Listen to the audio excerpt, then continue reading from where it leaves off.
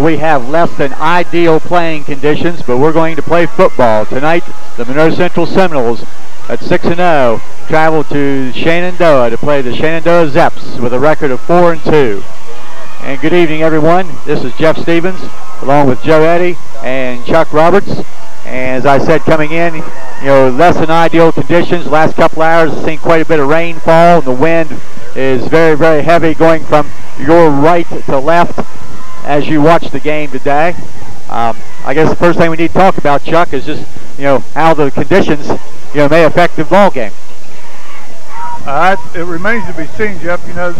I don't know if they water their field over here or not. Over home, we watered ours last week.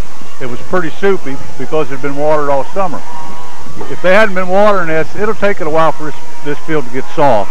So we'll just have to wait and see how it affects it. It's definitely a lot of rain. And along with the rain, I think the wind becomes a very big factor, because Coach Sikosta is saying this week he feels like the team needs to be able to throw the ball to be effective because of Shenandoah's size. And that's another thing, if the field does get a little bit chewed up, then does size help give the Zeps a little bit of advantage on the line, because they are very big? Yeah, I would say it would, Jeff, give them a little bit of advantage. They're in a must-win situation. Last year they come into Woodsfield and beat us. They were coming off of 2 losses in a must-win situation and got the job done. Now this year they're coming off a big win last week coming in here. So don't know if they'll have a little bit of a letdown, see how they handle that. There's definitely a size difference, and I would say that'll play to their favor if this field gets soupy.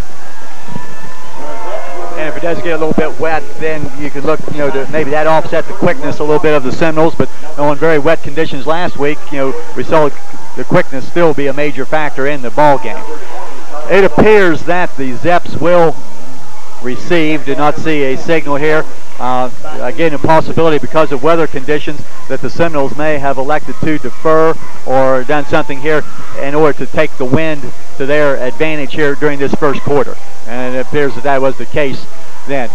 With the strong wind blowing behind the Seminoles, Michael George, who's done a super job kicking off all year on that with the wind there, there may be a better than average chance that this ball could get to the end zone. However, you still got to hit it solid. He's been solid all year for us. I think, we're probably, if you went back and counted, probably at least 1 per game, maybe as many as 6 or 8 total for the year. Kickoffs have either went to the end zone on the bounce and 2 or 3 times on the fly, and it'd be a big advantage. Seminoles, as we said, deferring here as they did last week, hoping their defense could make a stop, force the Zeps to punt into the wind and get good field position. And any game you always want to score first, but in a game under bad conditions, you never know when one score may be the only score of the game. One score could do it in these conditions. Last year we saw a great defensive struggle between the Seminoles and the Zeps. A 7-0 game on a defensive touchdown by Shenandoah. George's kick, not what he had in mind, off the side of the foot, goes out of bounds over near the 20-yard line, which means Shenandoah will take the ball at their own 35-yard line. I'm not too sure. That may have been what happened last week, I think, Chuck, when the ball went out of bounds and Magnolia started at the 35. Yeah, he kicked it out of bounds last week, but it was quite a bit deeper than that. It went out down about the 2 last week. That could be a little case of the nerves setting in, Jeff. They know what they're up against. They know they're in a must-win situation.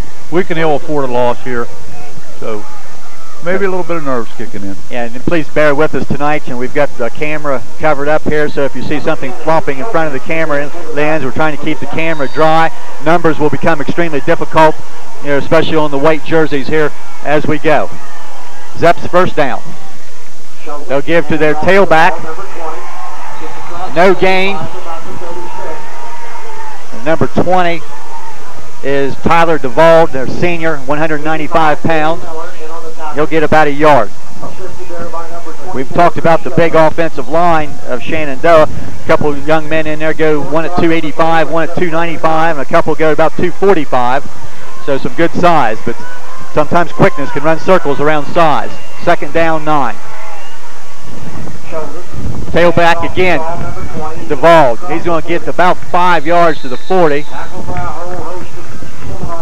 Active linebackers again, Wilson, Sam Miller.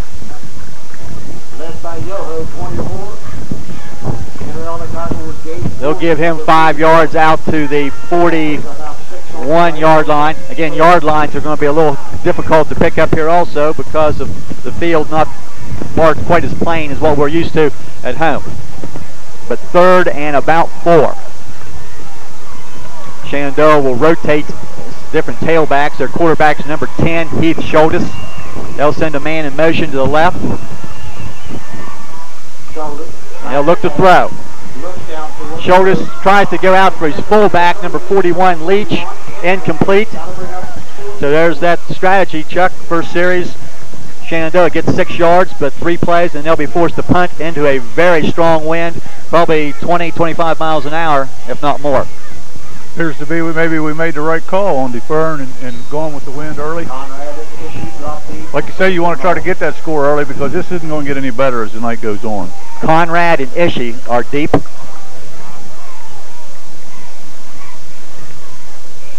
They'll try to kick away. Ishii will field the ball at about the 30. Get outside, have running room, lots of running room. Breaks a tackle, cuts back out of bounds. Around the 30-yard line, about a 40-yard return by Josh Ishii. A couple great blocks on the far side. Super job.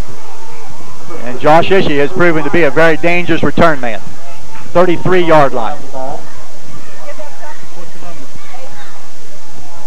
At the 33-yard line, where they'll have it 1st and 10. 10:25 were left to play in the first quarter. So Seminoles' first possession.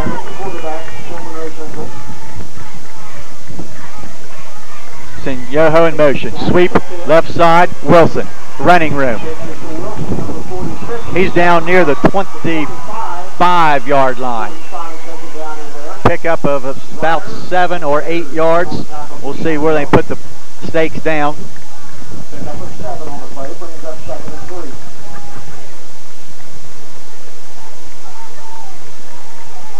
Second down now will give Wilson 8 yards on that first down carry.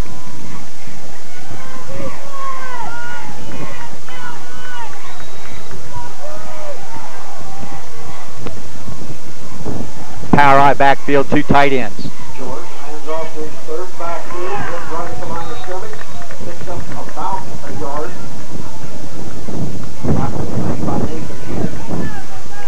Ball carrier was number 24. That's Chris Yoho on the carry, and Chris now limping to the sidelines. He has injured himself, and as he goes down, as he's not able to make it off the field, and appears to be maybe an ankle. Pickup of about a yard for Yoho on that carry, but it may be a very costly 1 yard for Chris Yoho. As they'll look at him on the sideline. Pick up of a yard, brings up 3rd. It's going to be 3rd down and about a yard. And Chuck, if this is something that where Chris has to miss any time, not only do you lose a very good blocker out of the backfield, but one of your starting defensive backs who's done an outstanding job as a strong safety. Yeah, you're right, Jeff. We got a couple kids there that's quite capable of doing the job, but you're losing a lot of experience if he isn't able to make it back. And like you said, a good blocker. He's solid on defense. Hopefully, it's just a little sprain, and he'll be able to get back out here. Team goes to the side there briefly. Each team going to the sideline. Seminoles now back on this 3rd and 1.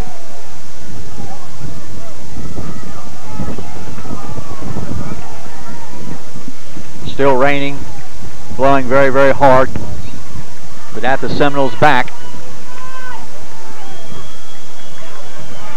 A double tight end now. Conrad will become the wing back. Backs in the eye. George will try to sneak, and I'm not sure that he is able to get much yardage. And it appears that it will be short and be 4th down and about a yard. But again, some of the big performers there. Adam Lee at 245, Lucas Michael at 295. A couple of the young men in there for the Zeps, making it very hard for that offensive line to get a surge. So no gain for George. 4th down, about a yard.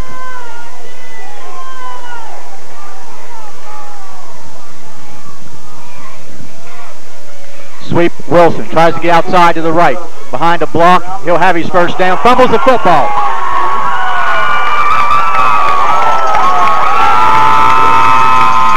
And That's something that may become a factor with the wet conditions. Wilson was outside. Patty's first down. Had about 4 yards. But the first turnover of the game goes to the Zeps. And turnovers have been something that have not been much of a problem for the Seminoles this year. Their defense has done a great job in takeaways, but the offense has not given away very many turnovers. But Wilson, combination of a nice hit and a wet football, loses it. Barnett now is the tailback as the Zeps will rotate players. I'll take that back. It is Devald still. It is still Devald. Line of scrimmage is about the 20-yard line. Looked like Devald has stopped at the line of scrimmage for no gain.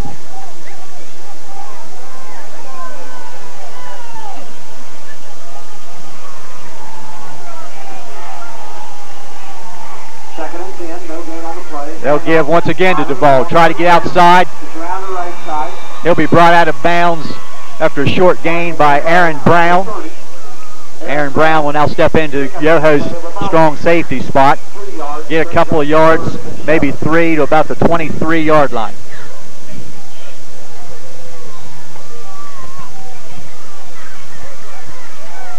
But again, a long yardage situation for the Zeps. Johnson, number 3, enters into the Zeps. And we're going to get a penalty.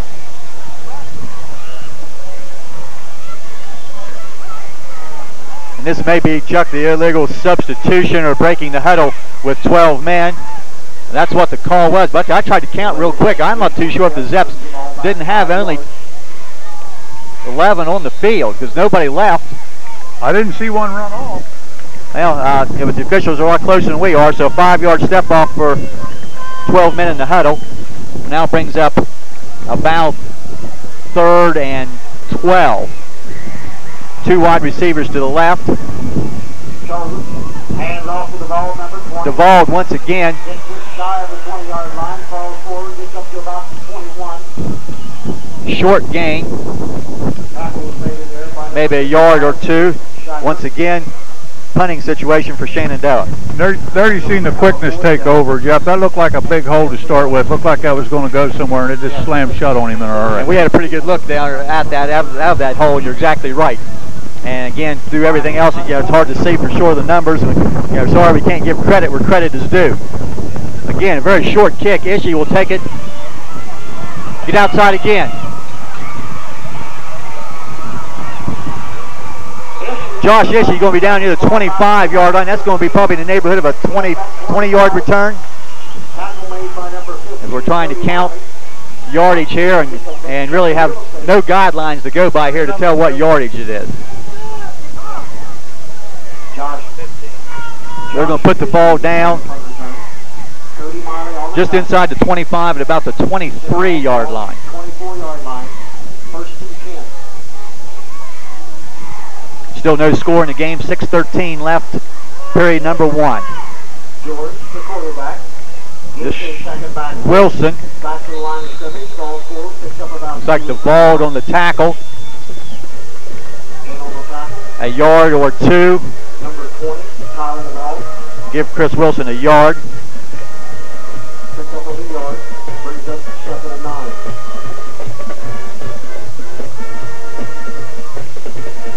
Well, we've not seen in 2 possessions thus far, and we thought we might see the Seminoles try to put the ball in the air, take advantage of the wind at their back, but the rain may dictate that. George now looks to throw first time. Across the middle, tipped, broken up,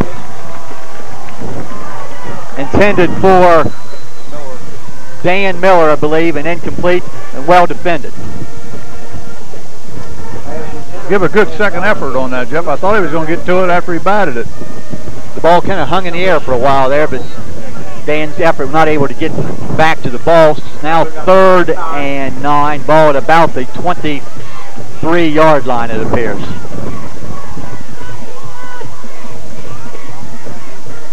George out of the shotgun. Shotgun, draw, He's going to get near the 15-yard line, short of the first down. Picks up about 5 yards. We're going to bring up 4th and about 3. 4th down and about 2 yards to go. Much shorter yards to gain here now. 4th and it's about 3, maybe a little less than 3 yards. George calls the signal. We're going to sweep. That may be a first down. I believe he's got it. And by number 66, Adam Lee, and number 19, Nathan Hill. I can't tell, Chuck, was it Wilson? Yeah. Okay. First down, Seminoles. Put the ball down at about the 10. I'm going to guess that was about a 5-yard pickup, but trying to keep track of stats tonight may be about impossible. George, 3 seconds back. Wilson again. Okay, it is Wilson. The line of scrimmage was just outside the 10. Wilson going to get down near the 6. That's giving 5 more. Looks like I could still get a first down and not score, Jeff. And the Seminoles can pick up a first down short of the goal line. 2nd and about 5. The wind was not blowing the rain in on us. Now it's starting to blow us in our booth here. 2nd down and 5. Ball at the 6. George fumbles the snap. Ball's down. Appears that the Seminoles were able to get it back. The result of the play is probably going to be a loss of a yard. Recovered by the Seminoles. Loss on the play of about 2 yards, brings up 3rd and Back 7. to about the 7-yard line, 3rd down. And as Chuck mentioned a moment ago, the Seminoles can get a first down inside the 1.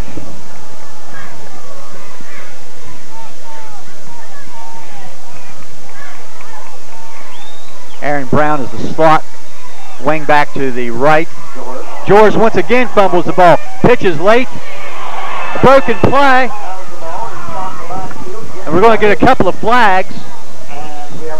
Wilson back to the 5.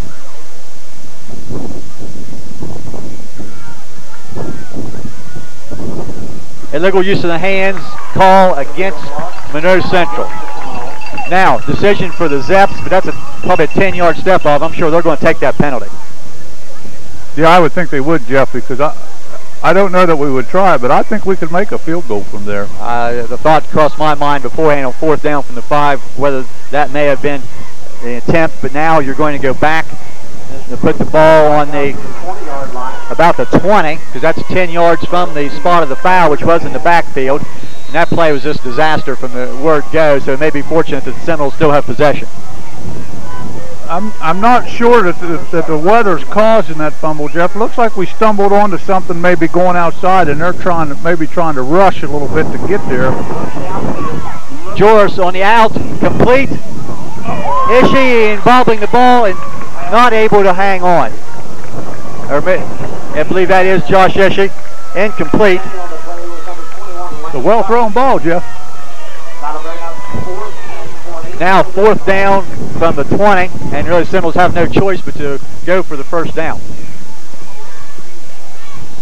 But again, another golden opportunity for the 2nd time tonight with a nice punt return by Ishii, and it looks like another opportunity could be getting away.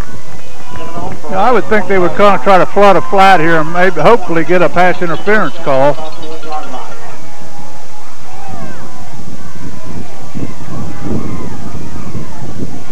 And Seminoles are going to spend a timeout. 2 minutes 43 seconds remaining in period number 1.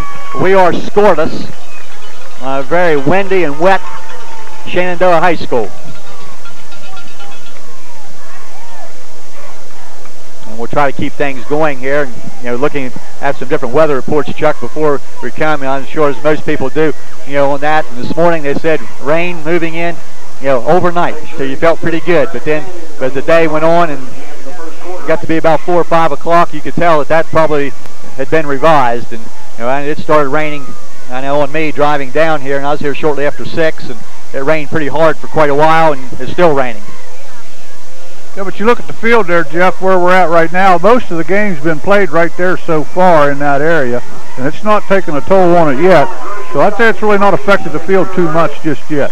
If we could get that rain to stop here shortly, then that would have to help things, because then at least you can keep a dry football on the field there. But when it's raining like this, there's just no way to keep a dry ball there. As the center goes over the ball, it's going to get wet before he snaps it. And we've seen, Joris and Spielman have 2 mishandled exchanges there. Trips to the right. Joris shotgun. Steps up, throws deep, knocked away and incomplete. So for the second time tonight, Seminoles unable to score, and they're going to go back on defense. Zeps will take over at about their own 20-yard line. 2:37 left first quarter, no score.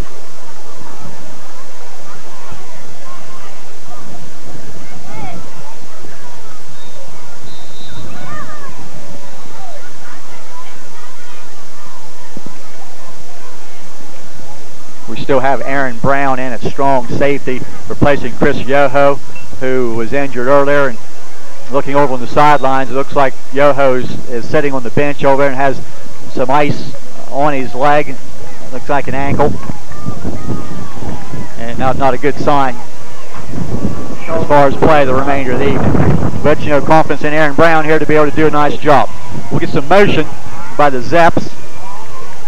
They'll hand off to number 33, is now a tailback. That's Barnett. Alternating tailbacks. Roman Barnett, who had a very nice game against the Seminoles last year, is a junior, 5'11", 205. Spielman from his defensive end, along with others in the interior making the play there. A couple yard pickup for Barnett. This would be a nice place to maybe see the Zeps put it on the ground one time. And again, they'll get some motion. They'll give it on a little counter to number 6. That's a circle. And he's going to lose a yard.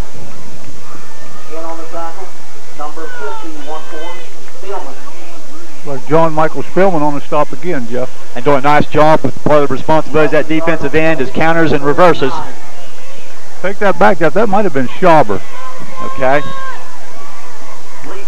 I believe it was. Well, the new white uniforms are very, very nice uniforms. When they get a little dirt on them, the numbers become almost impossible for us old guys to see.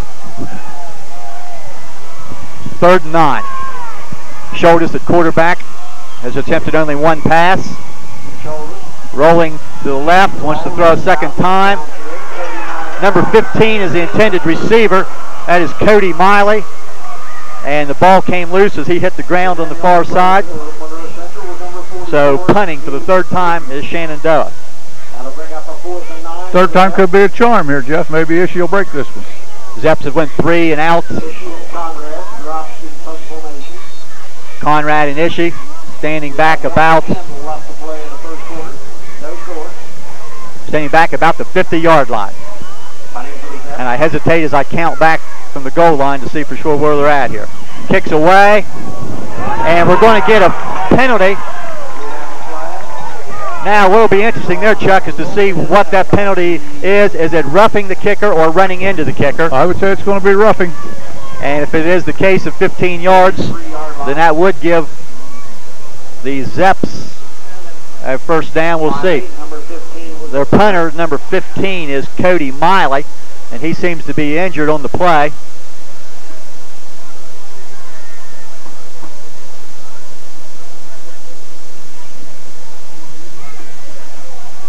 And that will be a 15-yard step off, personal foul for running into the kicker. And that's going to give Shenandoah their first down and keep possession. That could be the momentum swing. Well, 2 penalties now for 25 yards for the Seminoles here in the first quarter, and both very costly, as this one gives the Zeps a first down. The other one, forced the Seminoles into a long yardage situation when they had the ball down inside the 10. So teams to the sideline here as they tend to the injured player.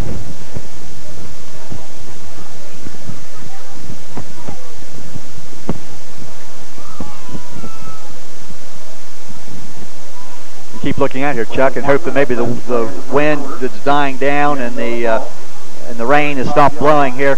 You know, as we've mentioned before, the wind very hard from right to left. You know, it's at the Seminoles' back here in the first quarter, but they've not been able to take advantage of it. As far as an offensive standpoint, you know, maybe it has helped the defense now as they've bottled the Zeps up. You know, in 3 possessions. Shenandoah just with about 12 yards of offense in 3 possessions. He's up and going to come off, Jeff. I don't know how bad that's going to be. I hope it's not, and it could have been a little play acting here to make sure we get the roughing call instead of the running into call. And there's nothing wrong with that. But, you know, you kind of doubt that, you know, he would be limping as badly as he was there on that. So both teams have, you know, at least temporarily lost a player because of an injury. Chris Yoho from Monroe Central, and now Cody Miley for Shenandoah. But the penalty gives Shenandoah a first down. And it should be about the 35-yard line. Long count. He'll give the ball to Duvall. He'll try to get outside. Nothing doing. And I think that's Aaron Brown coming up and making the play. Nice job by Brown. A loss of a yard. That's a CBL for Aaron Brown. Yeah, I said we had some kids that could step in there and replace Chris, but you're losing a lot of experience, and on nights like tonight, that's pretty valuable. Well, as I know, last week you and Andy talked at length, you know, about the fact that, you know, players like Aaron Brown, Ryan Ferguson, who, you know, probably on a lot of other teams would be seeing a lot more playing time. And here's an opportunity for Brownie tonight. You know, you hate to see it happen because of an injury, but his chance to shine. Second down, 11. Shoulders wants to run the option. Pitches to Duvall. There's nothing out there as he's going to be dropped, and now we're going to get a flag behind the play. And that's probably going to be holding, and is holding against Shenandoah. I believe I would almost take this penalty, Jeff. I mean, they didn't get a gain out of it. The flag is at the 30-yard line, and it's, even though the play was made for a loss on the play, it is declined, but sometimes it's hard to turn down that 15-yard penalty. Especially when you're playing for field position on a night like tonight. So loss of another yard on the flag. First quarter is over. It's all been on the one end of the field, but nobody to the end zone yet. End of one. Shenandoah 0, Monroe Central 0.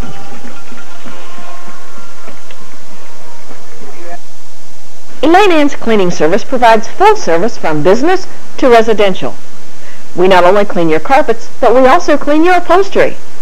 We offer pet odor removal, spot removal, and stain-resistant carpet protection. If you want the job done right the first time, promptly, and at reasonable prices, call Elaine Ann's Cleaning Service at 934-2240. We clean your carpet, not your wallet.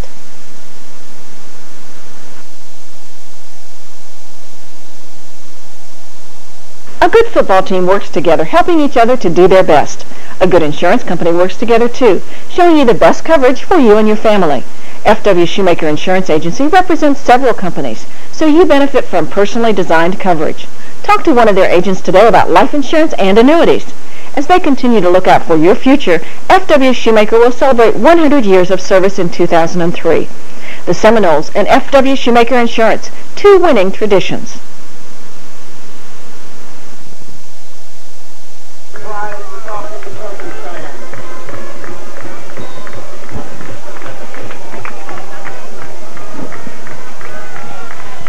Third down 12 now for Shenandoah, starting the second period. Shoulders right in front of us, wants to throw, has some pressure. Now he wants to run, has a little bit of running room. He'll be hit short of the first down. Some Seminoles coming up there, included Ishii. Looks like maybe Schauber in pursuit, also making the play. Shoulders though with a nice scramble, getting about 8 yards, but 4 yards short of the first down.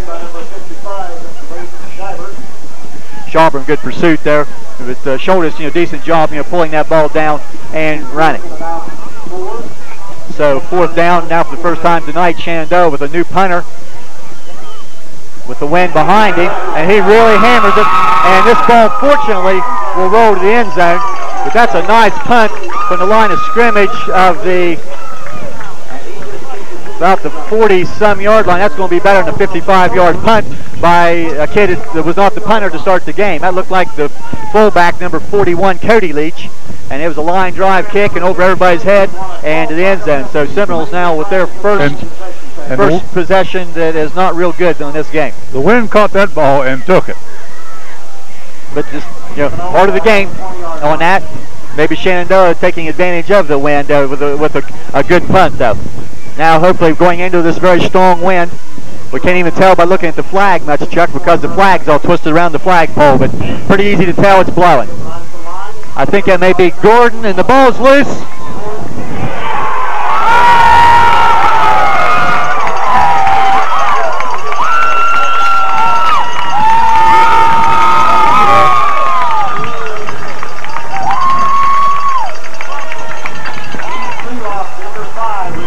Keith Seelock, number 5, credited with this fumble recovery.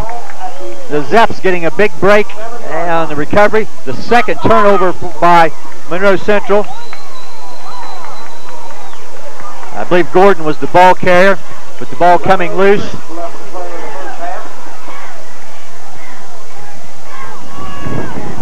Line of scrimmage appears to be about the 25-yard line.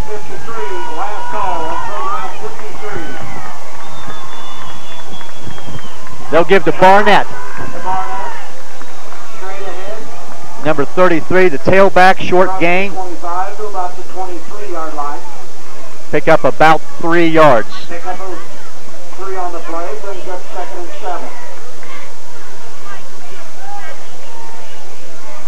I mentioned earlier, Chuck, about the fact that turnovers had not been a problem for the Seminole offense, and that is their second fumble tonight, and this one deep in their own territory, giving Shenandoah their best field position. I think that's about 7. I think that's about their 4th fumble, Jeff. The second one they've lost. True. Short gain by Barnett. Yeah, because there was 2 fumbles of snaps on the center. So you're right. The ball's been on the ground at least 4 times, but 2 losses. Stevens credit for a tackle. 3rd down, about 6. Ball about the 22-yard line.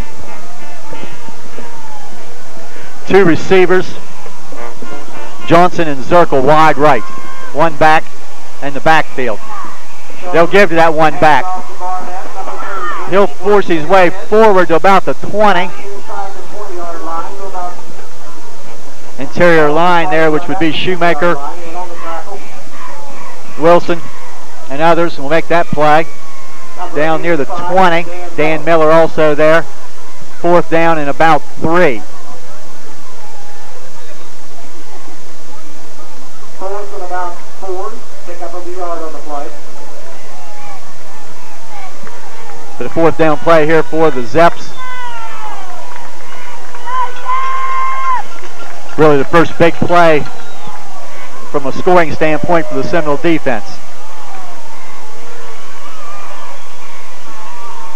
Shoulders wants to throw. Under some pressure. Out, the ball's tipped and knocked away. Aaron Brown may have had a hand on it, intended for 41, which was Leach, the fullback. Seminoles will dodge that bullet. Yeah, just going back a little bit, Jeff, you've seen firsthand how wind conditions can change the nature of a ball game. We're right where Shenandoah was the first quarter. Our back's against the wall. We're playing on our end of the field instead of their end of the field where we played the whole first quarter. And that was all due to the wind on that punt. Joris will toss to Wilson. Hold on to the ball. He'll get some yardage, maybe 3 or 4 yards. I'll take that back. Maybe not quite that much. Just across the 20. They'll only give him about a yard. We have 8:40 left to play in the first half. No score between the Zeps and the Seminoles. It's really hard to pick out the yard lines from our vantage point, which is I'm sure it is for anybody that's watching the game.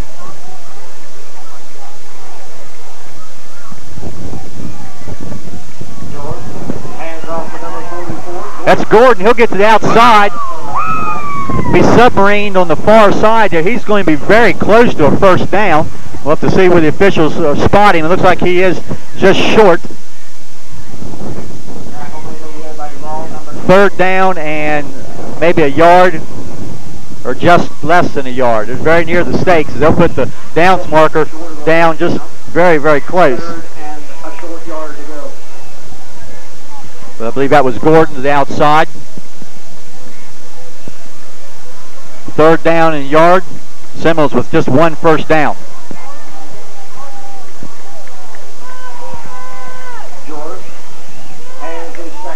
That's Wilson. He's going to have the first down. The 30-yard line to about the 37-yard line, and that will be enough for a Seminole first down. It's going to be near the 30. Tackle number 22, Ryder. I think that's about the 33 or 34. Great kicker, 50-50 going. 207, 113. About the 34, pickup of about 4 yards by Wilson. 50-50 going. Claim reprise atop the concession stand. But a first down, 7.5 minutes before halftime. The game is scoreless.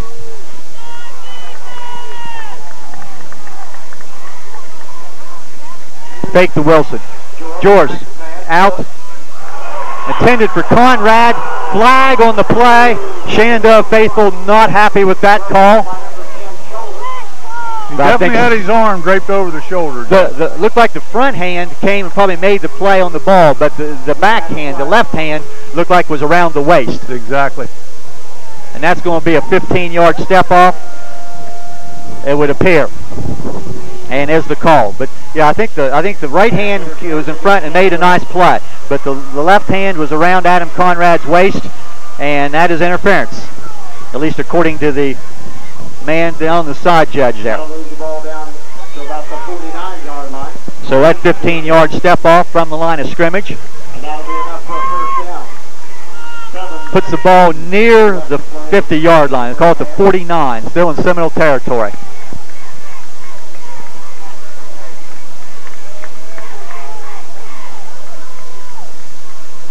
George, his first back. That's a dive to Wilson. He's going to be across the 45 to about the 44. Let's give Chris Wilson 7 yards. I'll tell you, Jeff, you and I have both watched him several times, and this looks like it could be the making of one of those drives. And we're going to get a stoppage of play here. Shenandoah will spend a timeout as they're going to try to do something to stop what they may feel is one of those drives also. There's 6:46 remaining in the first half. We are scoreless. Seminoles have had a couple opportunities to score, but a turnover and a penalty then kept them off the board. Zeps really with one opportunity to score after recovering a Seminole fumble, but Monroe Central defense, as it has been all year, was solid and was able to get the ball back. Now, there's still a long way to go as far as the field position. Ball is on the 44-yard line in Shenandoah territory. Continuing to rain. You can probably see that on the screen there as it's just coming in sheets. You know, if the wind wasn't blowing, it's probably not really raining that terribly hard, but it sure appears to be raining hard. It looks nasty from in here. And if you're one of those people sitting at home today watching on TV and opted not to make the trip to Shenandoah on the Friday night, then we hope you're enjoying this. And if you're one of those people that did make the trip, as many great Seminole fans have, maybe you're able to watch tonight and see some of the things that you weren't able to see because of raincoats and umbrellas and everything else that's probably in your way. There is a good turnout, Jeff, for as bad as the weather is. Second down and about 3.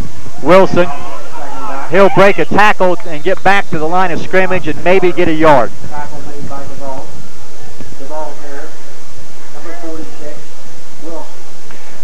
Your number 20, Tyler Duvall, has been a name that they've called over the PA repeatedly on stops tonight. He's a very nice inside linebacker. There's 6'1", 195, and a senior. And he's calling the defensive signals for the Zeps there, and he's one of their senior veterans that's been there for a long time. There's some young men on this team that's in their third and maybe even a couple kids in their fourth year as regulars. As you know, the fortunes of Shenandoah football have really turned around the last few years. Breaking a tackle, that is Wilson, I believe, again on a dive. I believe he got a first down out of it, Jeff. Good second effort because they had him stopped short of it. You know, that could be, Chuck, an indication that the field conditions may be starting to deteriorate a little bit. That's at least twice the Seminoles have went with straight dives, you know, which is just a straight ahead handoff. Yeah, but I'm inclined to think he may be trying to set something up here because we're having trouble moving those big bodies inside, and outside has been there. We've had a couple good gainers on the outside. Joris once again on the fumble. No signal, which would indicate that the Seminoles were able to get it back at about the line of scrimmage.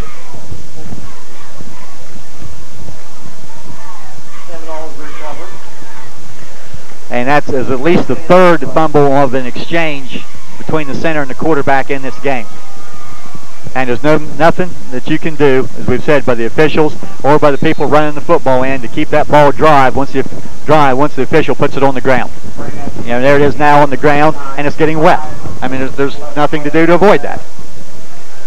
Both teams have to play with it. Here's that sweep to the outside. Wilson cutting back, but he's going to be hit and get to about the, call it the 35-yard line. And there's Duvall again on the call. Pickup of about 4 yards maybe by Wilson.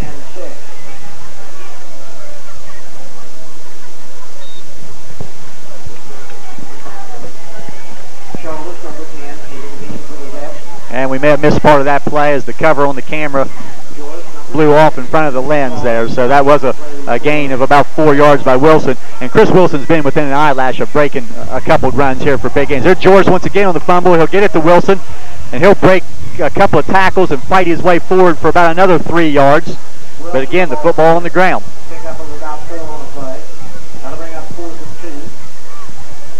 But what could have been a loss on the play, George able to get it back and get it to Wilson for a little bit of yardage. It's going to be 4th down and about 2, almost 3 yards now. The line of scrimmage is going to be at about the Shenandoah 32-yard line when they put the ball down.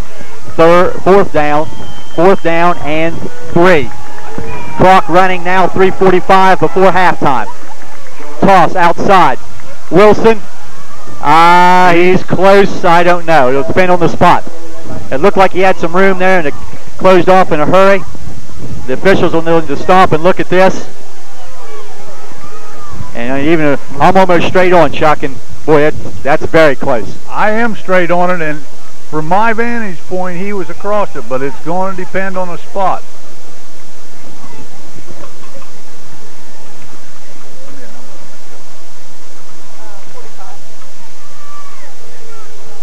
They'll put the chains down, and great eyes, Chuck. You didn't even have your glasses on for that. 1st down, Seminoles, by just the scantest of margins. But with 3:39 left before halftime, Seminoles with 2 timeouts left, clock now running, but another big 1st down. And what could be a key drive in the game here if the Seminoles can get some points here. 3-yard pickup by Wilson. This is Wilson again. He'll be hit at the line of scrimmage, fighting forward and getting maybe a yard or 2. The line of scrimmage is at the 28-yard line. I would say you're right, Jeff, about the rain starting to take its effect on the field because I see some slipping going on down there now. 3 minutes time remaining and on a running clock in the first half. And a very soggy and windy first half it's been. But a very nice drive here by the Seminoles. Wilson, again, not much, and he loses the football. And once again, for the 3rd time tonight, Zips with a recovery. Your number, Joe. Lance Bucky on the recovery.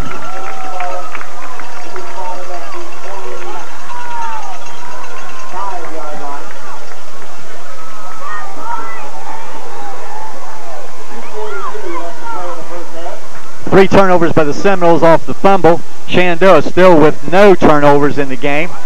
So maybe if they can put it on the ground and give it right back here, but 2:42 left in the half. Well, if nothing more happens, Monroe Central able to turn the field around with a nice drive and field possession, maybe get in here at halftime. Blown play, Schultes wants to run. He'll be hit and dropped, but after a nice gain, Schultes turned and was going to hand off. Didn't have anybody there, and he just tucked it up in the hole where he was supposed to go, and he's going to pick up about 6 or 7 yards.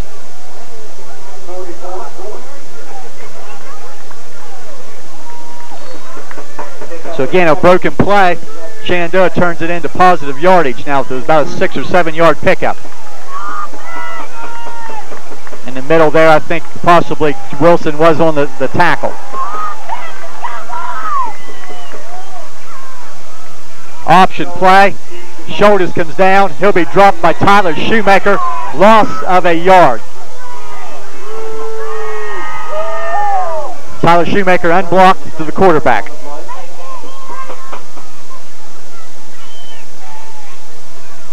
Third down now and about 5. 1:40 remaining, clock running. Zeps not in any big hurry here to get a play in. Both teams might be satisfied here, Chuck, just to go in at halftime 0-0 and hope that the conditions improve over the next 20 minutes. I don't see that happening, though. Schultes will give to DeVauld. He'll be hit and stopped shy of the first down. Dan Miller. DeVauld will get about 3 yards.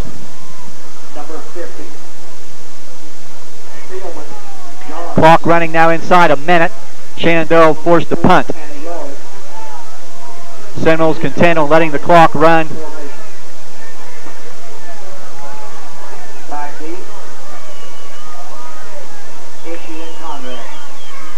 It's a good snap. Leach gets off another line drive kick. Ishii, bubbling the line drive kick. He'll be swarmed under by green jerseys almost immediately. Almost no gain on the return. 32 seconds left before halftime. And I think be very, very safe here.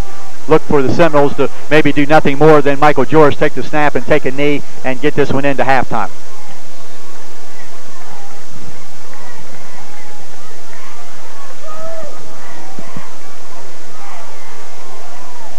But the key here is to get the snap. He will hand the ball off to Gordon.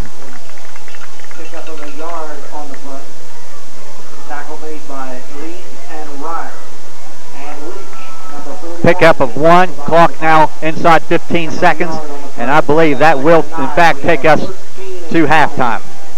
Yeah, I don't believe you'll see a snap. Well, the conditions have been very, very poor, and probably will get no better. But we've played one half at Shenandoah High School. Monroe Central 0, Shenandoah 0. We'll be back with the halftime show. The halftime show brought to you by McDonald's of Woodsfield. For your convenience and peace of mind, AmeriDrive by Stark offers teen driver education in 7 locations, including Woodsfield. 3 weeks of classroom study is held on Monday, Tuesday, and Thursday evenings.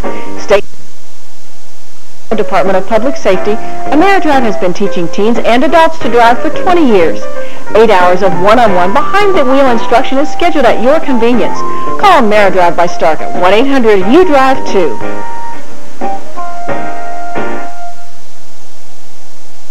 Monroe County Birth to 3 is fun and free to pregnant women and families with children from birth to 3. We provide group activities where children learn to play together. Birth to 3 reaches out with a variety of services and information specific to each family's needs. Home visits emphasize child development. parent-child interaction, a developmental screening, and a newborn home visit conducted by a registered nurse. Call Monroe County Birth of 3 Services at 472-0852. It's never too early to have a healthier, happier family.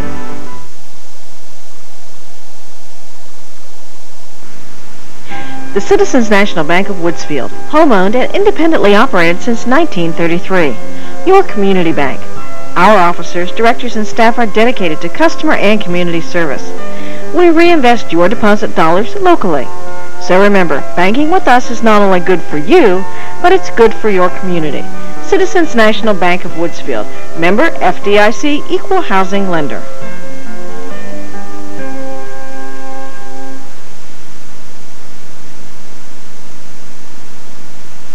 Dr. Jeffrey Snyder continues to meet your medical needs by offering full lab services and ultrasound. You no longer have to travel 50 miles for these services. His office is also the only practice in Monroe County to offer Saturday hours till noon, plus extended evening hours Monday, Tuesday, and Wednesday till 6:30.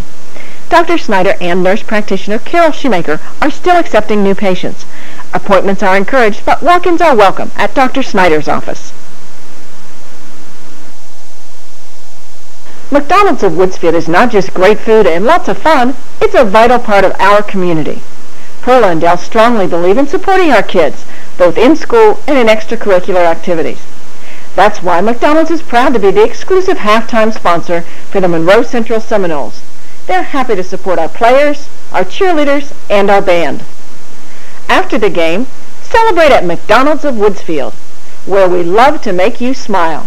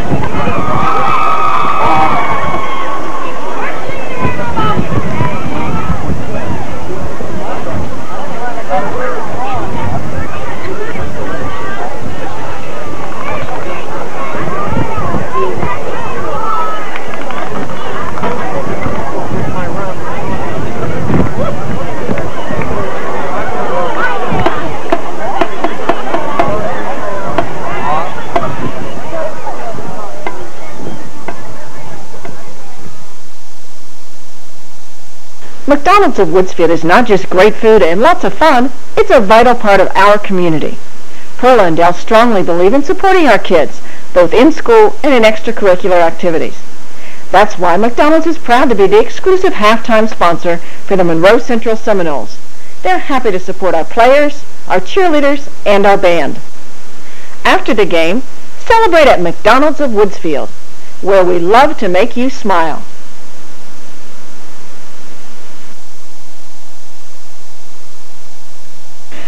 At Respect's Food Mart, we're proud of all we do. From our humble beginnings in 1926, we've grown to 6 stores throughout the Ohio Valley. We strive to combine that small-town friendliness with the buying power of the chain store to give you, our friends and customers, the best of both worlds. And we take pride in our community, its people, and their accomplishments. We're happy to support all of our county schools. We're proud of all we do at Respect's. And Seminoles, we're proud of you. Credit union, what do you want out of life? Life is what you make it. Grab hold and you can take it. And you need someone who cares financially. Your Med Credit Union, what do you want out of life? Let Swiss Lands Realty in Woodsfield help you find what you're looking for in farms, homes, or land. Call Kathy or Sam to see this ranch house on a beautiful 2-acre lot near Louisville. If building a home is in your future, ask about their many land-only properties. Just south of Woodsfield, see this 2-story home featuring new siding, windows, and roof. This 28-acre property also has a pond and 2 outbuildings. Click on www.swisslands.com for more listings. If you're buying or selling, call 472-0614. Woodsfield Marathon sells pure gasoline, diesel fuel, and kerosene, and they're pure Seminole fans. Join these marathon fans in their dining room for breakfast, lunch, supper, or snacks. Friday nights enjoy their new rotisserie chicken and ribs, plus steak and fish. The Hoffs invite you to follow the Seminoles throughout the football season. And follow the Noles to the marathon, because they know This has the best food in town.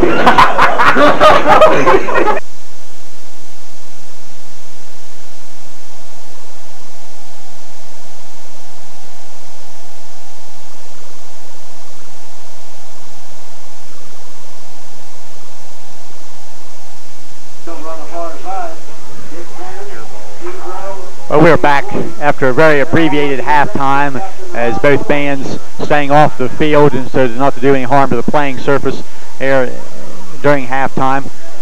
We're ready to start the third period here. Seminoles will get the ball. It is still raining. The wind is still blowing. Unofficially, and definitely very unofficial in the first half, Monroe Central with about 70 yards of offense, Shenandoah with about 30. Monroe Central with 3 turnovers, Shenandoah with none. One big play for the Zeps was a booming punt, wind aided, that went to the end zone. Monroe Central's defense has been solid once again. They were tested once as Shenandoah had the ball down at the 20-yard line and was turned away. Seminoles fumbled once as they were down, close, and also had a penalty which cost them some key yardage as they played the whole first quarter in the red zone, basically an opportunity to score, but it just wasn't to happen. 3 fumbles lost, as we said, at least 2 or 3 other times balls on the ground, but Seminoles able to get back on the ball. So third quarter will get underway. Monroe Central will have the football, and they will be going into the wind as Shenandoah has taken the wind in the third quarter. So if you're Monroe Central, you might try to play, hope to play a scoreless third quarter and have the wind at your back in the fourth. But what you really hope is to be able to put together a nice drive and get to the end zone.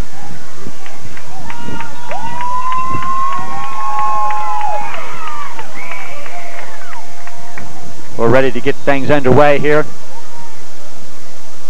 There's the kickoff. It's a line drive kick taken by one of the up backs. He'll be hit hard. But not too bad on the field position at about the 40-yard line. Gabe Gordon, I believe. I think that line drive kick hit him right between the numbers, but able to hang on to the ball and get back to the... They'll put the ball down just at the 40-yard line.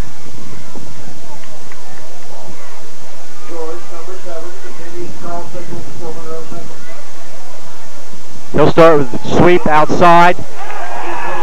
Wilson, and he'll have nowhere to go. He's hit by Lance Bucky, number 21, in the backfield. Loss on the play of about 3 yards. Wilson did have about 53 yards in the first half by my count and 15 carries. But that will back him up a little bit. But tell you, Chuck, one big play could be the difference. I would say that will be the difference in this ball game on a night like tonight. Seminoles will come out, a little bit of confusion. They're going to have to spend a timeout. And you hate to spend a timeout that early, but yet at the same time, you hate to make a mistake, in your own territory. And again, possibly, some different personnel in the field. We believe Chris Yoho will not be back after injuring an ankle on a carry I think that was the first possession of the game, second play of the game. And Aaron Brown has been in as the wing back on offense and as the strong safety on defense, and has made a couple of nice plays defensively. But especially on those sweeps, you miss Yoho's blocking, and he has done a really super job as the lead blocker on those sweeps to the right and left. Oh, he has all year long. And tonight's a really bad night to lose him, because you could really use the experience that he has out here right now. This is going to come down to one score is what it's going to come down to. And you had that feeling when the game started, and as the things have developed, and we talked here, during the halftime, you could be looking at a scoreless game and playing some extra time. But at the same time, that one big turnover could put somebody in a hole. So 11:15 remaining in the third quarter. Trips to the right. Jorson, a shotgun. He tries to get the ball on the far side to his single receiver. I think that is Conrad, but the ball was low, and we still have not had a completed pass in the game. Seminoles 0 for 4. Zeps 0 for 3. Third and 13.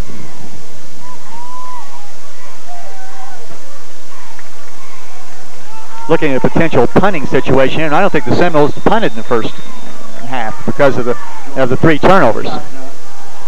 Jors wants to go downfield. Across the middle, complete. I think that's one of the Millers.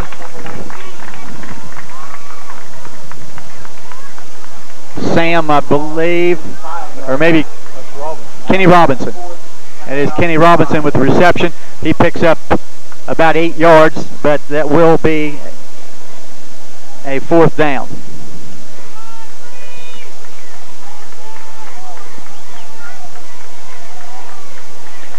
But hopefully that's 8 yards of field position. It'll be big here. Jorson punt formation.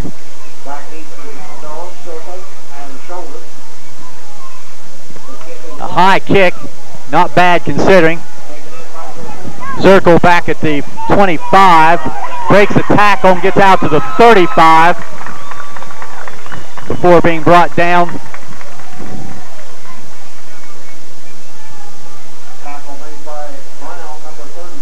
Aaron Brown on the tackle. But they'll put the return man circled down at the 36-yard line, still in Shenandoah territory.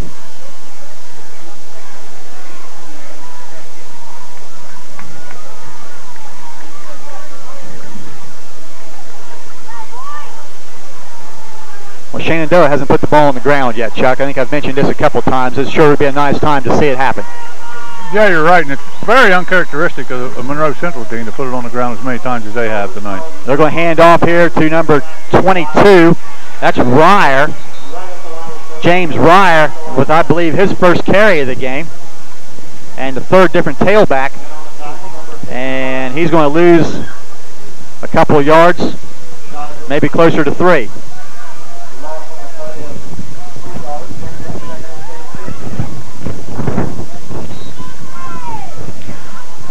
That's been pretty much what Shenandoah has done during the years. They've used 3 different people at that tailback position, keeping some fresh legs in there, and it's been very effective for them, especially recently, as they have posted a 4-2 record with 2 straight wins. Losses to Buckeye Trail and to Indian Valley. Yeah, and you couple that, Jeff, keeping fresh legs at tailback with this size of this line, and you take giving up 20, 30 pounds a man across the line late in the game, that's going to take its toll. And then you run a fresh set of legs at them. That could be the difference in the ball game. As we saw, number 20, Duvall, and number 33, Barnett in the first half, and now number 22, Ryer. But in 2 carries, Ryer has lost 3 yards and then gained 1 back. So it's 3rd down and about 12. Single back, 2 receivers to the right. Schultes wants to throw. Has trouble. He'll be sacked. It looked like the ball may have started to slip out of his hands.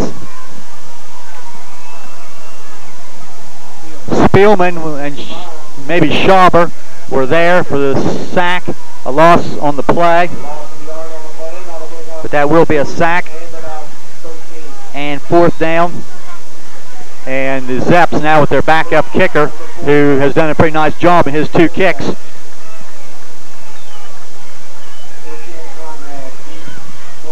Good snap, good hold, and again a high kick, and way over Conrad's head, and it's not going to roll. And Conrad hoping it would roll to the end zone, but it did not.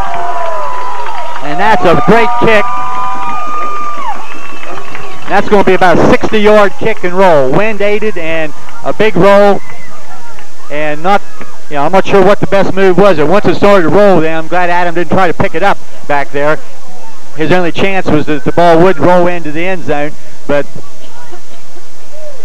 not a good situation for the Seminoles now on the 2-yard line. And with the field conditions and with the wet ball, this is a key situation in the game here, Chuck. This is, and that you hope that something doesn't happen that results in a safety or a turnover.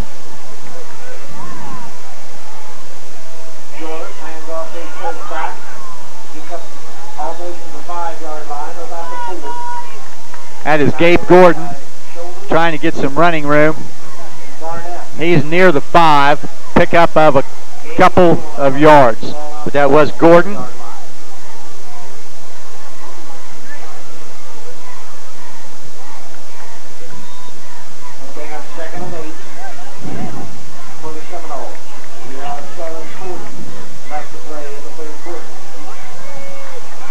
I formation. He's going to throw it out of there. Almost. Going for Ishii. Schultes, the defender. A gamble for the Seminoles. Yeah, I guess worth the gamble. Downfield, but incomplete. Pretty good coverage by the defensive back, number 10, Schultes, on Ishii. 3rd and 8. That's a long throw into the wind, Jeff. And for an instant there, as we saw that ball up, you had the thought that maybe that Ishii could make that catch, but again, it ended up maybe the wind kind of held the ball up and gave Schultes the chance to help make the play. And that wind seems to be whipping even harder now than it was earlier. George takes the snap, hands off to first back through. Well to the ball carrier. I think that is Wilson, or at least that's the call of the PA man. He's going to be out about the 7 or 8 yard line. It's going to be 4th and 4. About a 4 yard pickup.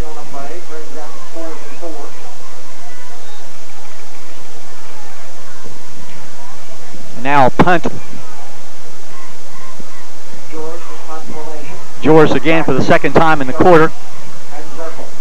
George looks like a pretty short drop there, not taking his normal big drop. He'll get it away. Fair catch made on the far side at about the 40 yard line. So pretty good field position here by the Zeps. 6:37 remaining in the third quarter. Game still scoreless. But it looked like, Chuck, to me, that normally a punter will go 12, 13 yards back, and it looked like George maybe shortened that up a little bit in hopes that he could get the ball off quicker. And I'm not sure if that was instructions in the sideline or if, because it's hard to tell the yard lines, that he maybe just didn't line up correctly. But I got to think that probably looking at the shorter snap, maybe easier to handle. But the kick out to the 40 yard line. And that's where Shenandoah takes over their best field position in the second half. They have 2 receivers to the left. Shoulders will look to keep. He'll be hit by a lot of Seminoles.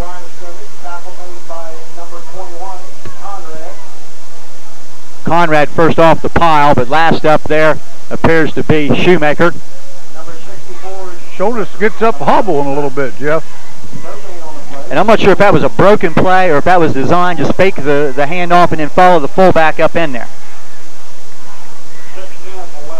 And initially looked like it was just an intentional fake to the fullback and then turn up in the hole and try to follow your big fullback.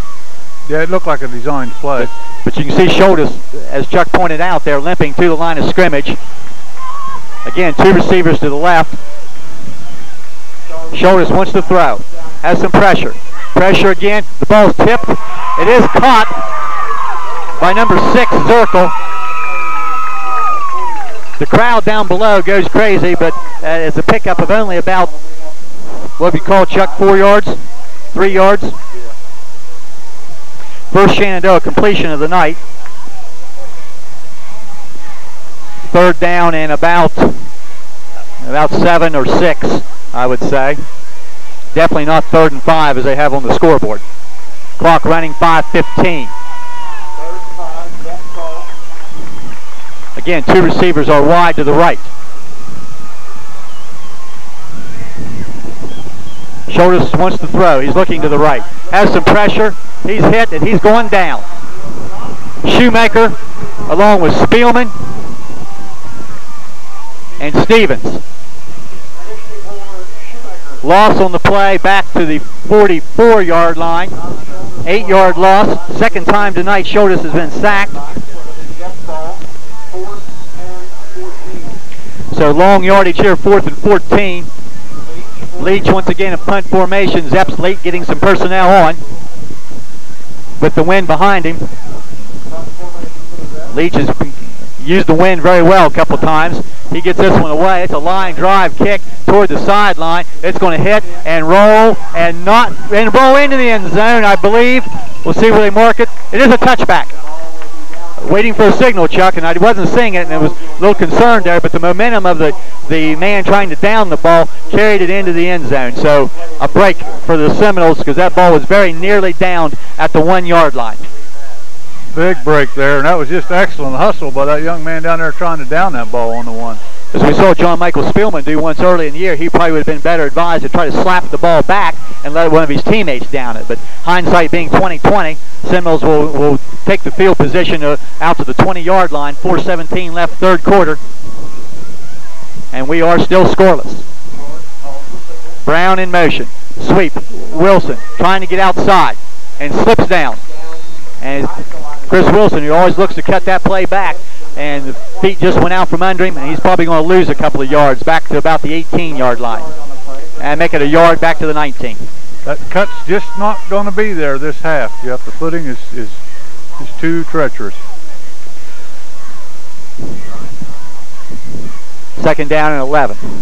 And this makes play calling very, very difficult. We like to sit here and second guess play calling. We do that on Saturdays and Sundays on TV, but here, it's very, very difficult to make the calls here. George out of the shotgun, tries to throw across the middle, and there is a flag. The official nearest the play did not make the call. The back judge, who may have had the best look at the play, and it looked like the linebacker did have a hold of the shoulder pad. It was a good call. He definitely grabbed a hold of him there. That's a good call. And there is the call. And I'm not sure, maybe the call was holding and not pass interference. But it's still going to be a first down for the Seminoles.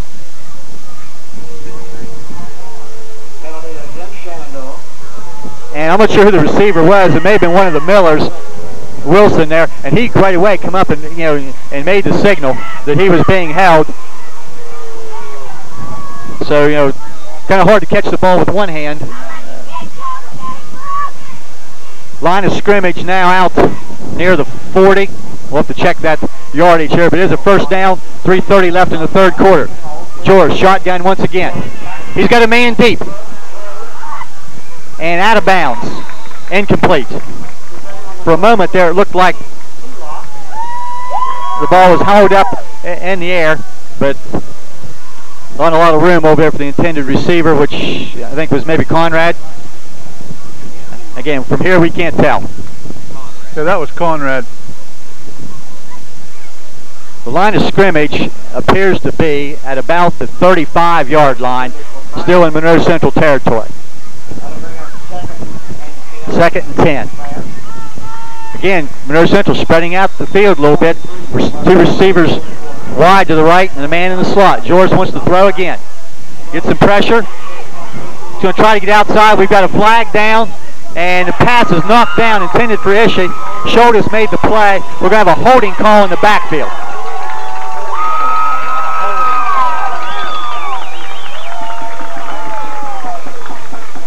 Now, in the backfield, penalty decision to be made by the Zeps. Do they want 3rd and 10 on the incomplete pass, or do they want the yardage in the backfield? And I think for field position, Chuck, I think they need to take the penalty if you're a Shenandoah person. And they are talking right now over the options. And I think Coach Dan Wesson of the Zeps made the signal there that they're going to take the penalty. And that is 15 yards.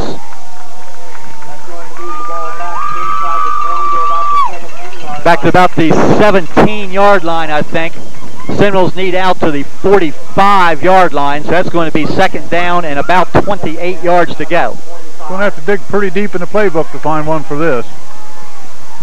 But the good thing is it's 2nd down, so you got a couple opportunities. And there's a handoff.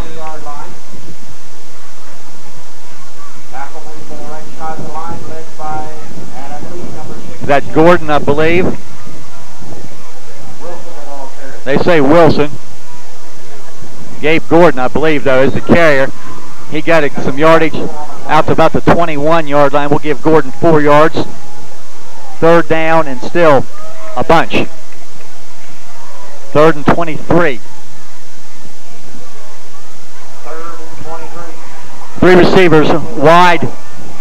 Robinson is one of them. Jordan in shotgun. Now it's a completed pass. Trying to get behind some blockers. Ishii makes the catch. He's going to get a couple of yards. Is that our first completion, Jeff? That's our second. And the rain coming even harder now than it has at any time tonight. 2:05 clock running. They said it would not rain the entire game tonight. We've pretty well got 3 quarters in the books, and it hasn't stopped. 4th down, George, some punt formation. Back at about his own 10, 12-yard line. There's the snap. Gets it away into a very strong wind. Zirkle about midfield. Picks up a big block. Big return by Zirkle. He's going to be pulled down. Saving tackle on the far side. And a big block was delivered there by the Zeps. And Shenandoah in pretty good field position with 1:36 left in the third quarter. And I'm not real sure who made the tackle over there, but he was the last man. Once again, Seminole defense to be tested. They've done a nice job thus far. Unless I've missed marking something down, I have Shenandoah aiming for one first down, and that was by a penalty in the first half. They'll go two backs, fullback and a tailback. They'll fake the tailback. Shoulders trying to roll out. Ball deflected and caught by Leach. Shenandoah fans cheering madly, but the play lost yardage, I believe. Now, it may have gained 1 yard. I don't think it's quite a yard. 41, the fullback in the flat, made the catch for a 1 yard pickup.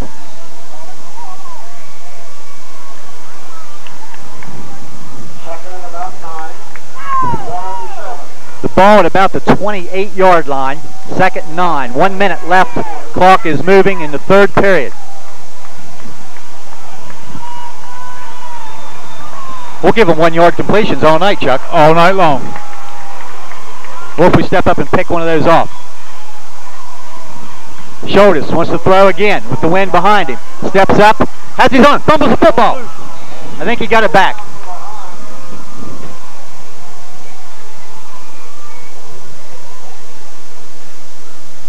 And we've got a Seminole slow to get up. Schauber, I believe, had a hand and the ball came loose. Loss of a couple.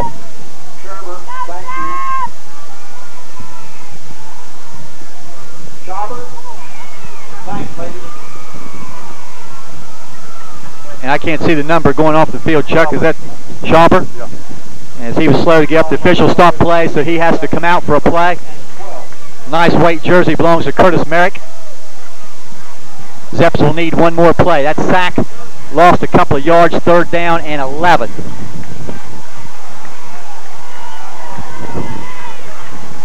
Wide receiver, 1 to the left, 2 to the right.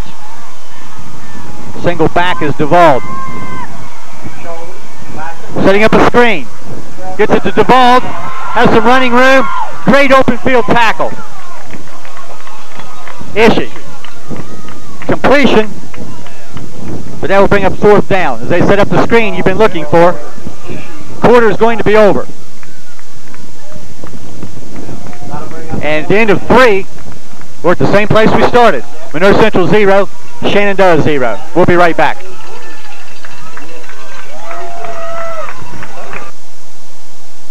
The weather will soon be turning cooler, but you still have time to take advantage of True Value's Weather All House Paint, now on sale at Woodsfield True Value. You'll find everything you need to finish those nice weather projects on sale now, including easy care paints and accessories. And remember, you have over 1,000 colors to choose from. Lots of other fall specials for indoors and outdoors are waiting for you now at Woodsfield True Value Home Center, where help is just around the corner.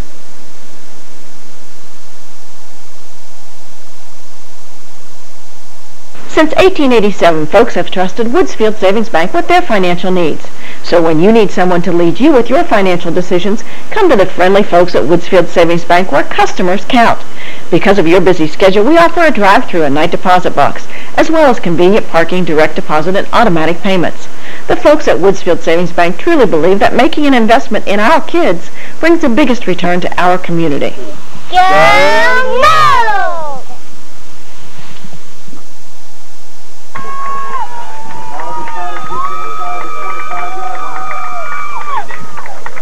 We are back in the rain continuing to blow. Shenandoah now having a great open field tackle on that screen by Josh Ishii. Shenandoah with 4th down and 5. The ball at the Seminole 24-yard line. First play, 4th quarter. Scoreless game. Shoulders wants to throw. Some pressure. Across the middle. Intercepted.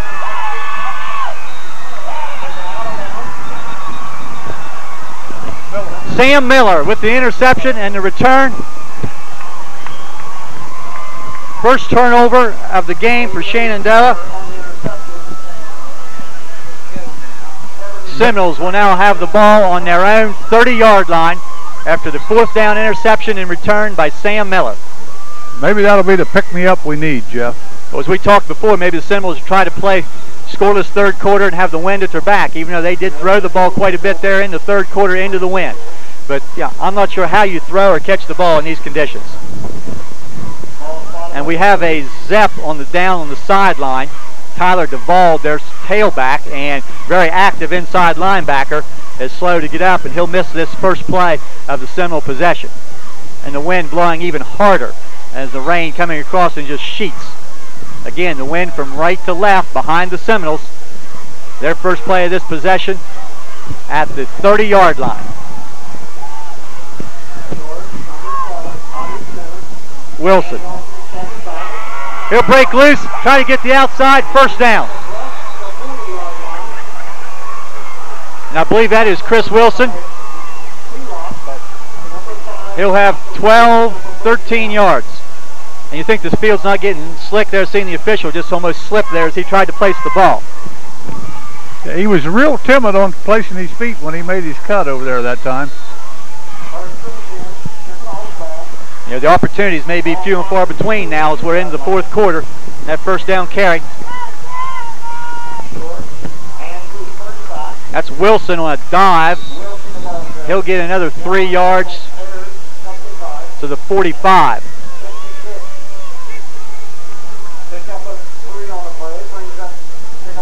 Second and 7. Maybe closer to 4 yards. Second and 6. They'll put the ball just past the 45, about the 46-yard line.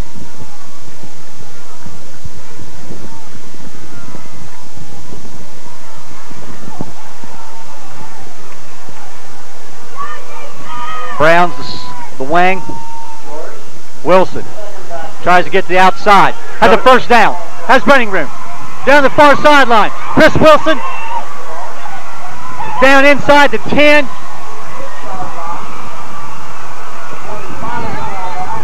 We'll see where they put it down, but another first down. It's inside the 5, I believe.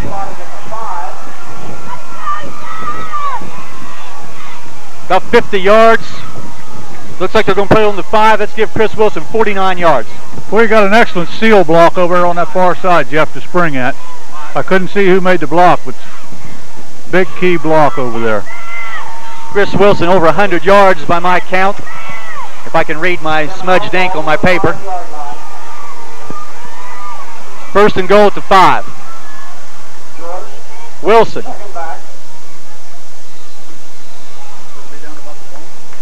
Get a couple of yards. Again, we can't see there, but it's a nice surge.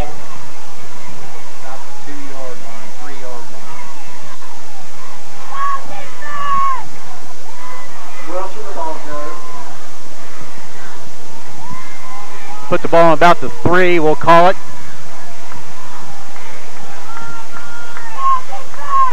Second and goal. 10 minutes now remaining in this game. We have no score. Monroe Central with one of their best opportunities.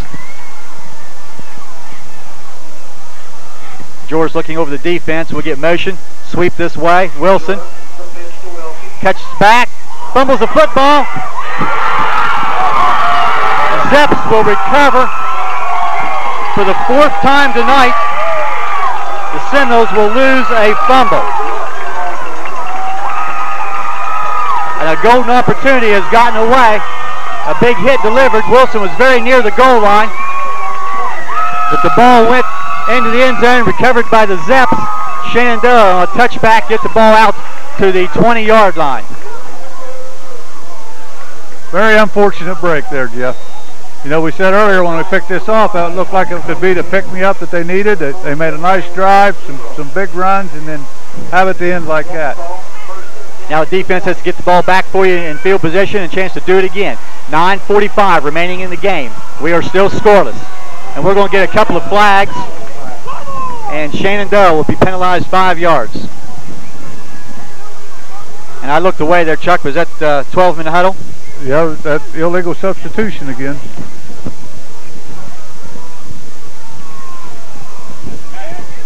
Second time tonight Shenandoah has been penalized 5 yards back to the 15-yard line, 1st and 15.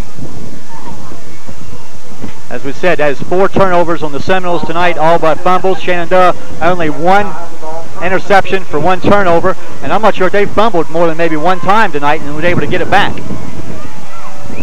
They'll give you their tailback, DeVauld. He'll probably lose another yard. That's Breyer, number 22. Tackle made by Brown, number 30. Second down and about 16, and we have a Zepp slow to get up. That's one of their big offensive linemen. Number 75, Tad Ayers, 6'3", 285 junior. So he'll have to come out for a play.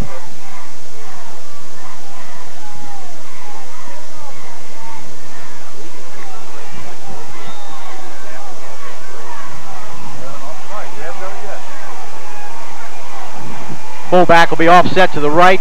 Ryer, the single tailback. Shoulders on a counter, will give it to Ryer. He'll be hitting the backfield and then get back to the line of scrimmage. He's out to about the 17-yard line. Pickup of about 3.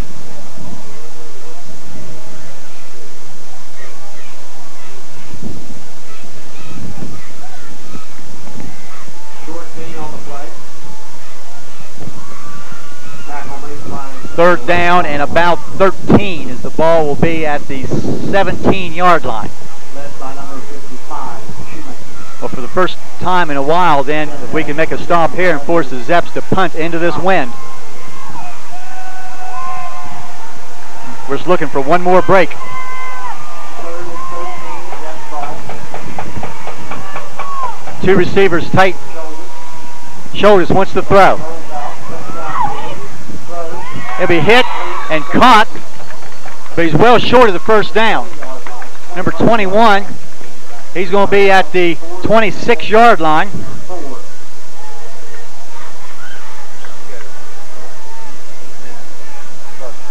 About 7-yard pickup. So Leach will now punt into the wind. He's hit a couple of dandies aided by the wind. We need the wind to knock one down here.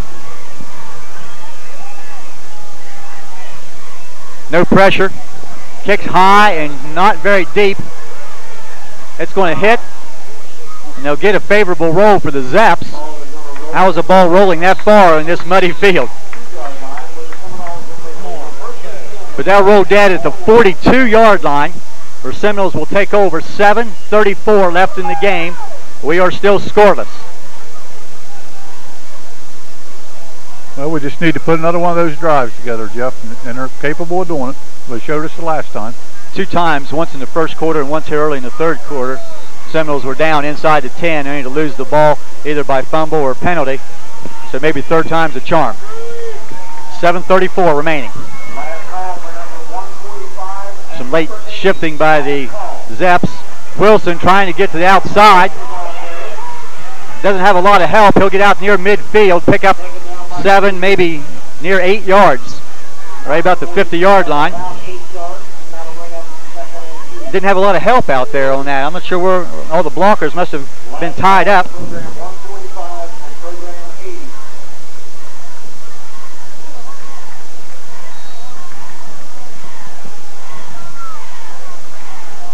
I think that may have been supposed to go off tackle when she was just plugged up and he bounced it outside, Jeff. That's a good point. 2nd and 2. Wilson again. He'll be hit in the backfield and pulled down. And there's that man, Tyler DeVauld, once again. Play is going to lose about 4 yards.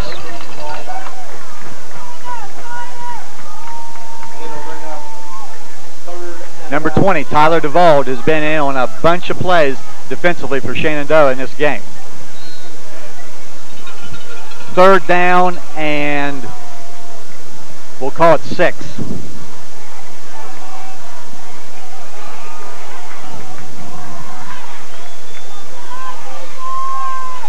Two receivers each side.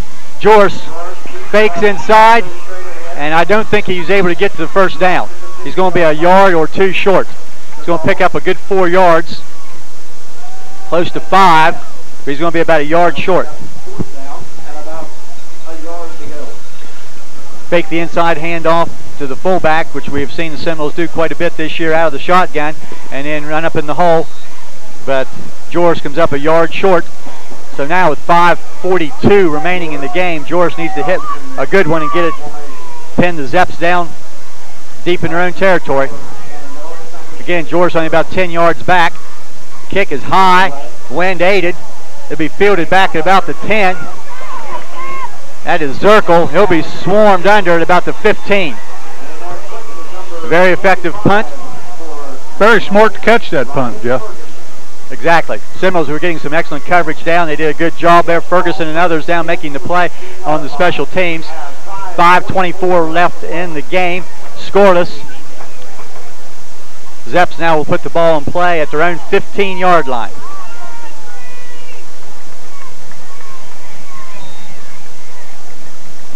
Still a lot of time, Jeff. Now, I don't think you'll see Coach Wesson panic yet. They send a couple receivers wide to the right.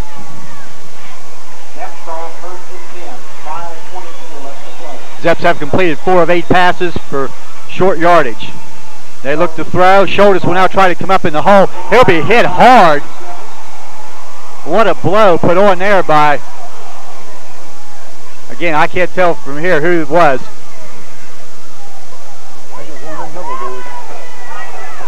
Shoulders will gain a yard, but I think he'll also feel that one. 5 minutes, clock running. Well, they keep saying number 24, Yoho, on the play, but we know that that's not the case because Chris left the game, second play of the game, and has not been back. So it could be Tyler Shoemaker, number 64.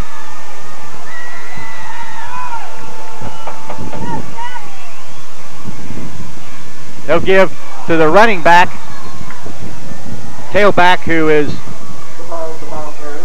Duvall, I believe, but he'll slip down and actually lose a yard back to the 15. This field is really starting to get chewed up. Yeah, the rain's definitely taking its toll on it now.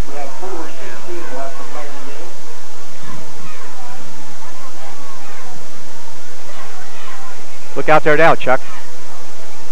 It almost looks like the rain has subsided greatly, maybe nearly stopped. I'm afraid the damage has been done. 3rd and 10. Shoulders wants to throw. Going deep. Intercepted. We have a flag down. This is Ishii. Down the sideline. Picks up a block. To the 5. They call it the 10-yard line. A penalty has to be on the offense. Well, I don't know, on the Jeff. defense. It's out there where the receiver started downfield. I don't know if he was maybe grabbed. Well, I'm wrong again. Again, defensive holding as the receiver tried to get off the line.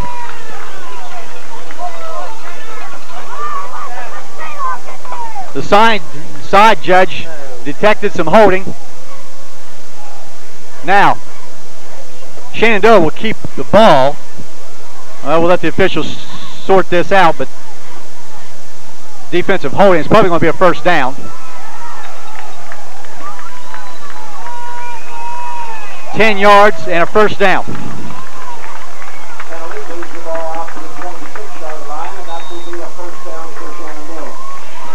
I think that may be Shenandoah's second first down.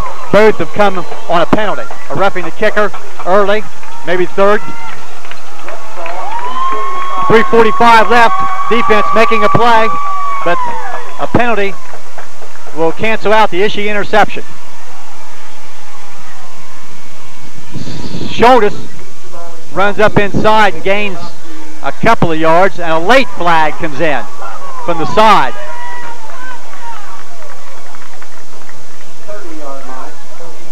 From the side judge, or the field judge, and he's going to get a dead ball personal foul against the Zeps.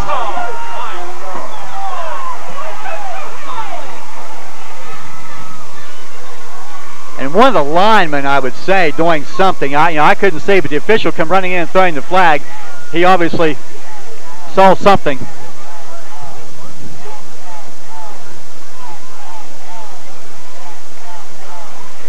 But that's a dead ball call, I believe, Chuck. So that's going to be second down.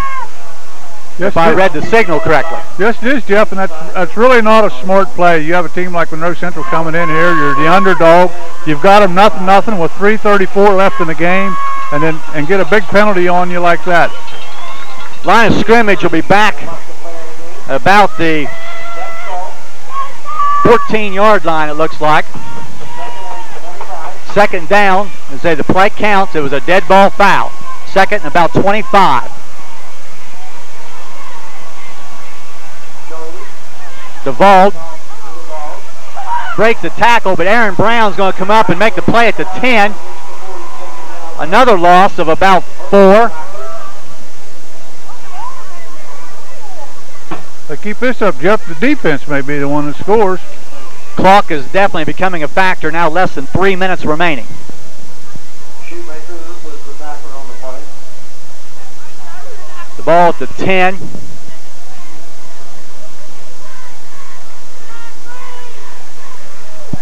Zeps need to get out about the 35-yard line, I believe, for a first down. Third down, 2.5 minutes.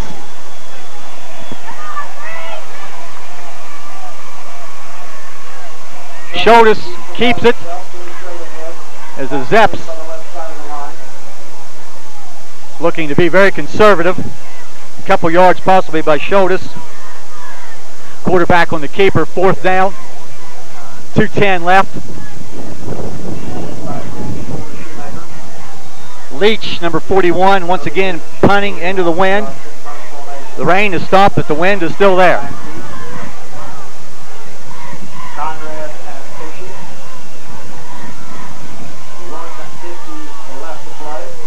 And not a good kick, off the side of the foot, but again a pretty decent roll. About the 48-yard line. Seminoles need to go 48 yards in 1:41 seconds. I believe have 2 timeouts remaining.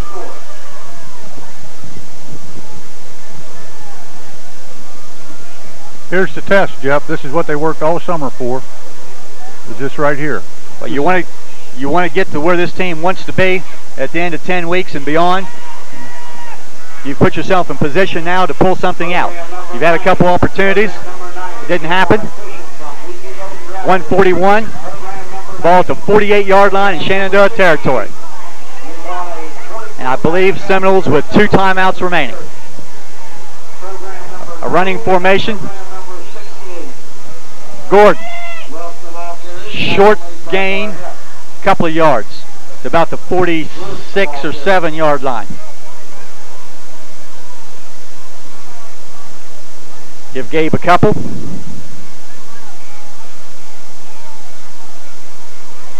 Well, they're spending precious time here, Jeff.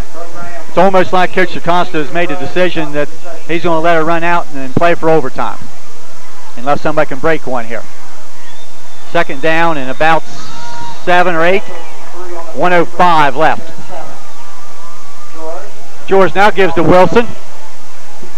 Breaks a tackle. He may have a first down. I believe he does. That may change the thinking. I wouldn't think you would want to play for a tie and go to overtime being a visiting team, but we'll move the stakes. First down, 54 seconds, clock is running. That should put it to what, about the 37-yard line? George now fakes. He's going deep. Kenny Robinson, complete. good catch. Ball down about the 13-yard line. Pickup of about 24 yards, I believe, on the play.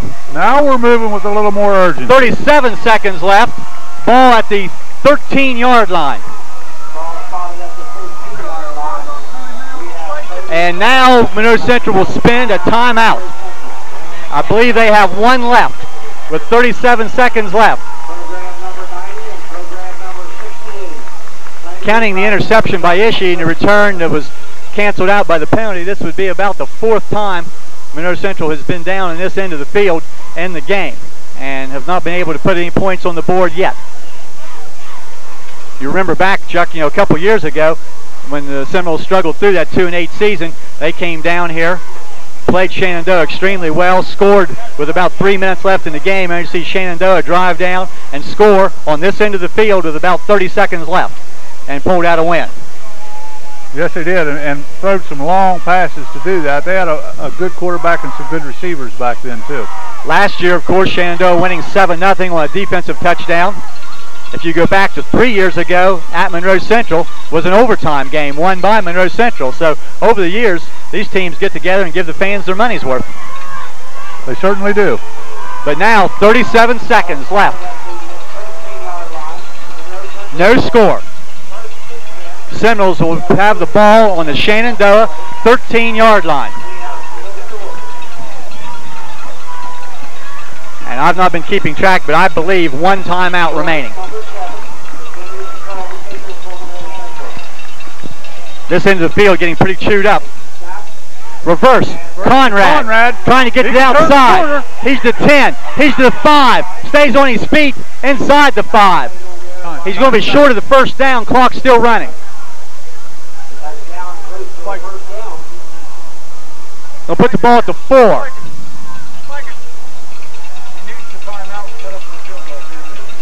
13 seconds, still running. Joris will spike the ball. 10 seconds, now 9 left. We've got time for one more play, a timeout, and then kick the field goal if you have to. And that's probably what you may see. You may see him run a running play back to the middle of the field and line it up, Jeff. Call a timeout and go for the field goal. Over the years, Seminole fans not used to seeing field goal attempts, but that may be what's in store right here. Well, from where we're at on the field, it won't be much more than an extra point. It is third down. Now with the spike, makes it 3rd and 1. Sweep. Wilson breaks the tackle. Touchdown, Chris Wilson. 4 seconds left. Seminoles lead 6-0. Unbelievable. Unbelievable.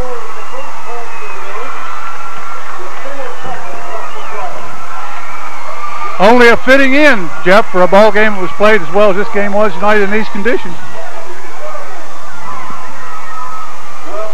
The Shenandoah coaches up above us here are going absolutely crazy. They must have thought they saw something. 4 seconds left in the game. Oh, what a ball game, Chuck. What a game. TJ Stevens on to try the extra point. And we're going to get a stoppage and timeout, Monroe Central. And I believe he was doing what I said he was going to do, and it was just second and third effort that Chris took it into the end zone. It's just an outstanding play. I agree with you, Chuck. I think that was the play right there. If he didn't get in the end zone, they were set up straight on. He cut it up right in front of the goalpost. There was room outside, but he cut it back up right in front of the goalpost. But I like this being an add-on extra point rather than a game-winning field goal, and that's nothing against our center, our holder, or our kicker. I'm with you 100% on that. I'll take the touchdown every time. Because that's a lot of pressure if you're lined up with 3 or 4 seconds left in the game to try to field goal to win it there. But this is going to be an extra point attempt on a 4-yard touchdown run by Christopher Wilson with 4 seconds left in the game. I have Christopher Wilson with over 130 yards and 26 carries.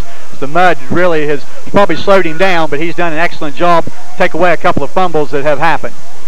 Seminoles have had 4 turnovers in the game, and we're 4 seconds away from getting out of town with a win. Snaps down, kicks up, not very good, and that's why you really didn't want to have to try a field goal because of the footing and that. So with 4 seconds left, Monroe Central now leads this game 6-0. Some type of squib kick and great coverage, hopefully, coming.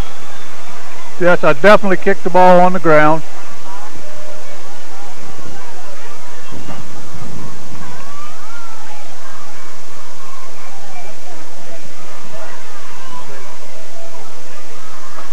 Over the years, we've been kind of spoiled, with Seminoles in the last 3 weeks with some big wins as far as a big point differential. But this Shenandoah team is a big, talented football team that has an excellent opportunity with the game against Bellsville next week to still right the ship and possibly get into postseason and possibly Well, it's too early to talk, but, you know, Zep Seminoles round 2 maybe. But a lot of work to be done before that happens. Yeah, there's a lot left to do. And you know, Andy and I touched on that last week. We knew we'd get a test coming over here. And certainly did. Nice ball club. Still raining very lightly, but, you know, the rain had pretty well subsided there during that last Seminole drive. And maybe that's all we needed. It was the rain to stop for a couple of moments, or at least to slack off. But let's just wait. You know, we see some strange things happen on muddy nights. So there's 4 seconds left. I'm sure Coach Circosta and Coach Greg Shoemaker of the special teams has made some key instructions. Joris's kick bouncing, and it'll hit and be covered by one of the up backs for Shenandoah, number 21, Bucky. No time ran off the clock, and that's really doesn't really matter because they're going to have time for one play. Looks like about the 30-yard line, 31-yard line. And I think Coach probably wants to know why some time didn't run off the clock. Well, the clock doesn't start until the ball is touched by the receiving team. And the man fell right on it, so really not time to get. So he was on the ground when he touched it, so he's down. So I think, you know, that's a good call. The fact no time ran off the clock. 4 seconds left. Now, if Coach Dan Weston of Shenandoah has something in the bag of tricks, hook and lateral, you know, some kind of extra laterals, spread formations, something odd. New quarterback, number 5, Sealock. That's what I thought. And 12 men in the huddle once again. No, it's not. It's not 12 in the huddle, Jeff. These two split men never went to the huddle. Those players have to come out of the huddle when they break the huddle. Okay, good point. Yeah, you have to have everybody in the huddle when the ball's ready for play and then break. But 5 yards, and really I'm not sure 5 yards makes a lot of difference. They're going to do it again. They're doing it again. They're doing it again. I think they did have an extra man in the huddle, and we're going to stop the clock again. And now a timeout. And that may be a good timeout by Shenandoah, because that was going to happen again as the 2 men were not in the huddle. And that may be a good question to ask next week if that is in fact the violation. But I think it is. Yes, they changed that rule here a few years ago. You have to have 12 or 11 men in the huddle when you break the huddle.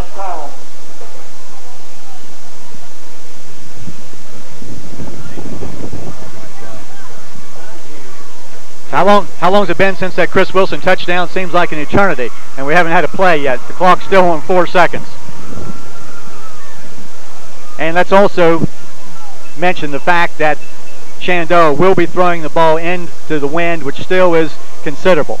But they have changed quarterback number 5, Sealock, who was their starter at the beginning of the year, and then was injured, and then has played a defensive back since, has been in a quarterback now for this last play. So I think he's going to throw the ball down the field. Conrad and maybe Ishii. No, Conrad and Brown, I believe, are deep. And they're back about 30 yards off the line of scrimmage. Ishii also loose. Gordon on the far side also is way off the ball. Sealock wants to throw. He's going to throw it as far as he can. Josh Ishii, interception, and seals the win. Seminole players on the sideline running on the field and diving headfirst into the mud. But the ball game is over, and oh, what a ball game. What a hard-fought one. That it was, Jeff. That was an excellent ball game, and then becomes an extra excellent since the Seminoles come out on top. Final score, 6-0. Monroe Central gets the only touchdown of the game by Christopher Wilson with 4 seconds left in the game, set up by a big completion, Michael Joris to Kenny Robinson. And also a nice reverse run for a 9-yard pickup by Adam Conrad. Yes, it was, Jeff, and we'll come about to bounce right back next week against a good Barnesville ball club. Take a day and enjoy this one, and then back to work. 7-0, the point we wasn't able to get to last year. And that's right, you know, I know people have been looking for that Barnesville game for a long time.